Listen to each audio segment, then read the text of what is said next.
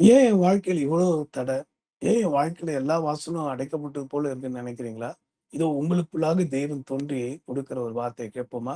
யோவான் 20ஆம் அதிகாரம் 19ஆம் வசனம். கதவுகள் பூட்டப்பட்டிருக்கையில் இயேசு வந்து நடுவே நின்று உங்களுக்கு சமாதானம் என்றார். இனி வாய்ப்பே இல்லன்னு உட்கார்ந்துருக்கீங்கல்ல, இனி என்ன நடக்குமோ அது நடுவே வந்திருக்காரு இப்போ. உங்களுக்கும் இந்த உலகத்திலும் உங்க வாழ்க்கையில தடையா இருக்கிற சூழ்நிலைய அறிந்து கர்த்தரே வந்திருக்கிறாரு சொல்றவங்கள பார்த்து உங்களுக்கு சமாதானம். நிச்சயமா இது நடக்கும் நம்புங்க. நன்றி ஆண்டவரே! இந்த வார்த்தை நம்பி என்னோட ஜெபிக்கிற யாவருடைய வாழ்விலும் வாசல்கள் திறக்கப்படட்டும். ஆமென்.